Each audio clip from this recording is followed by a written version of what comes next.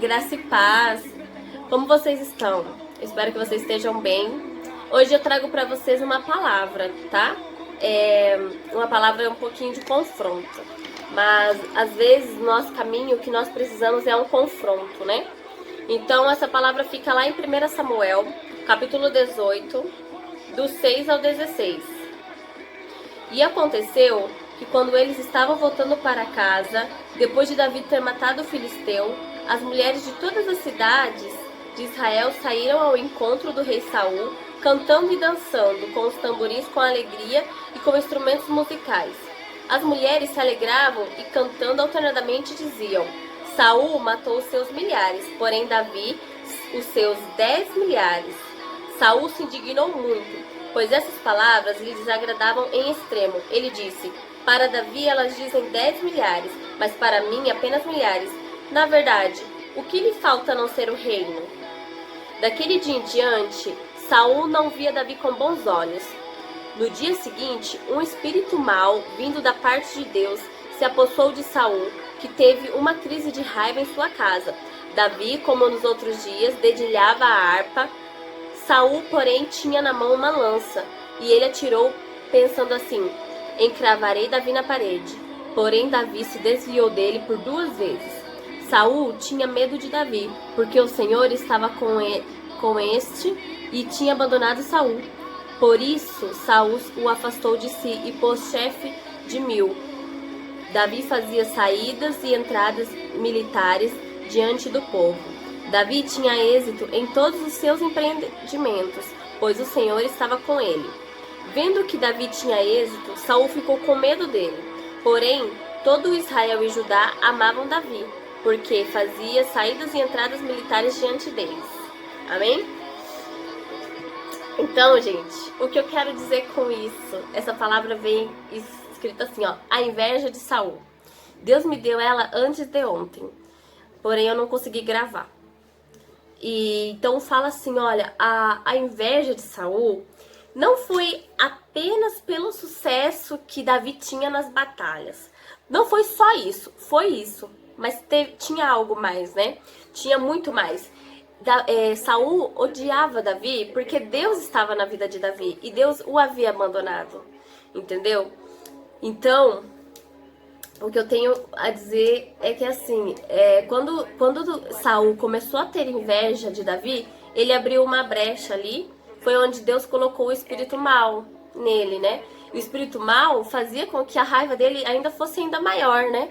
E quantas vezes nós, por inveja, por algum falinho assim, a gente fala: ai, não passa nada, ai, não tem problema, é só, né, uma mentirinha. Ou ai, não tem problema, ai, é só, tipo assim, algum rancorzinho, não vai fazer nada. Mas sim, gente, é uma porta aberta pro inimigo entrar. É uma porta aberta para demônios entrarem na sua vida, espíritos maus entrarem na sua vida, entendeu? Mas com isso, o espírito mau na parte de Deus, né? Não é engraçado que seja da parte de Deus? Por que será que vem da parte de Deus esse espírito mau? Porque Saul, ele havia desagradado a Deus, ele havia desobedecido a Deus. Ele havia desobedecido a Deus e Deus colocou nele um espírito mau. Só que nesse dia a raiva dele foi tão grande que ele pensou até em matar Davi, entendeu? Ele tinha uma lança e ele queria matar Davi. A intenção dele era matar. E o que me faz pensar muito é que assim, na nossa vida, no nosso dia a dia, às vezes pastores vêm e fazem quebra de maldição, de inveja, e a gente fala assim: não, mas quem vai ter inveja de mim? Eu não tenho nada. Ou então: ai, nossa, mas eu sou tão pequeno, quem vai ter inveja de mim? Mas existe sim, existem pessoas que não têm inveja de você pelo que você tem, pela roupa que você veste, por como você fala, pelos seus amigos. Não, tem pessoas que têm inveja de você porque vê Deus na sua vida. Só que eles perdem tempo, porque o tempo que eles gastam, na verdade, o tempo que eles gastam tramando contra a sua vida, fazendo mal pra ti, falando mal de ti também, sabe? Esse tempo todo, se eles gastassem todo esse tempo, toda essa maquinação para poder ler a palavra, entrar na palavra e viver aquilo que Deus pede para que nós vivamos. Deus não está obrigando a gente a viver daquele modo. Deus está ensinando. A gente vive se quiser. Entendeu? É a nossa escolha. Se eles todo esse tempo que eles perdem fazendo toda essa maldade, se eles gastassem lendo a Bíblia, ou buscando mais de Deus, ou fazendo jejum, orando, não sei, gente, eles teriam muito mais do que nós. Eles teriam muito mais do que nós. Só que eles não querem fazer isso. Eles não... Pra eles acham que é mais fácil criticar, que é mais fácil falar mal, mas eles estão perdendo tempo. E outra coisa que eu observei é que quando Deus tem um propósito na vida de alguém, até os invejosos vão fazer ele crescer. Porque a ideia de Saul era colocar Davi na linha de frente de batalha para que ele morresse, para ele morrer, entendeu? Só que em vez disso, Deus dava batalha para ele, ganha, entendeu? Porque Deus era na vida dele. Então, o que era para fazer ele morrer, fez ele crescer ainda mais. E como isso afeta na nossa vida, no nosso dia a dia? Não tô falando lá de Davi mais, agora eu tô falando no nosso dia a dia. Quando as pessoas vêm falar mal de você, ai, nossa, aquele ali virou crentinho, nossa, ontem tava no mundo, hoje tá na igreja. Gente, não se preocupa com isso, porque até os invejosos, até as pessoas que falam mal de ti, vão te fazer crescer, se for da vontade de Deus. Entendeu? Então, tipo assim, às vezes coisas ruins acontecem na nossa vida para que nós tenhamos a experiência para passar por outras pessoas, ou para que nós, tipo, nosso nome, às vezes, ai, meu nome cresceu por algo ruim, mas amém, hoje você tá no lado bom, hoje você tá vivendo a vontade de Deus, entendeu?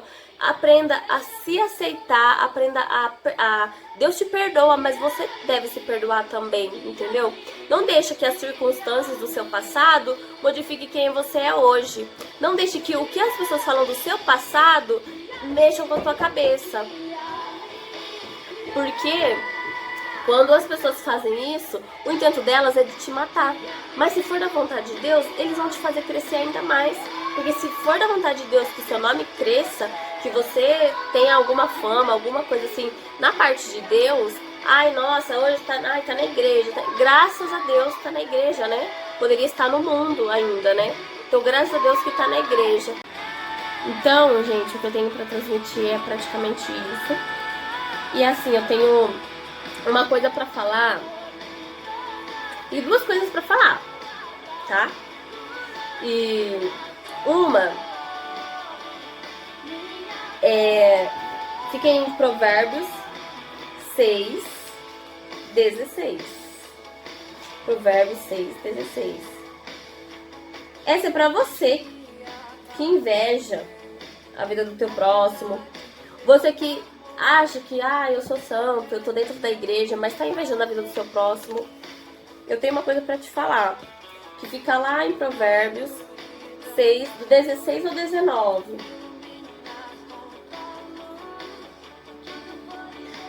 Aqui diz assim, 6 coisas o Senhor odeia, e a 7ª a sua alma detesta. O primeiro, olhos cheios de orgulho. O segundo, língua mentirosa. O terceiro, mãos que derramam sangue inocente. O quarto, coração que faz planos perversos. O quinto, pés que se apressam para fazer o mal. O sexto, testemunha falsa que profere mentiras. E a 7ª que o Senhor detesta, o que semeia discórdia entre irmãos. Então, se você está fazendo isso, se você está nesse caminho, deixa eu te falar uma coisa, tem solução pra você. Tem solução pra você, se arrependa. Volta a fazer a vontade de Deus. Volta a viver certinho. Assim, olha, Jesus, ele foi tão maravilhoso, mas tão maravilhoso que ele deixou um manual de instrução pra gente. É só a gente ler e andar naquele manualzinho, gente. Não é tão difícil assim, não é tão complicado. A pessoa fala, ai, nossa, mas é muito difícil. Gente, mais difícil é estar no mundo aí sendo perseguido e você não tem pra onde correr. Então, assim, aqui fala do invejoso, tá? Aqui tá falando do invejoso. Olha, o primeiro, 6 coisas o Senhor odeia e a 7ª ele abomina, ele detesta. O primeiro, olhos altivos. O segundo, língua mentirosa. Logo, olhos altivos, aquela pessoa que fica ali, olhando, observando tudo, quer saber de tudo, para poder fazer o mal. Língua mentirosa, aquele que fala mentira, não tem. Provérbios ele explica certinho. O terceiro, mãos que derramam sangue inocente. O quarto, coração que maquina, pensa planos perversos. O coração fica ali, ó, planejando fazer maldade, cara. Quinto, pés que se apressam para fazer o mal. Ou seja, aquela pessoa que, nossa, não tá esperando dar uma se marcar, o cara dá uma rasteira em você e te deixa no chão. Entendeu? Mas eu falo assim, não só, né, na linguagem física, tô falando de outras coisas. Tipo assim, tá esperando qualquer brechinha, qualquer bobeirinha que você der, ele vai falar mal de ti, ou ele vai querer te derrubar, sabe?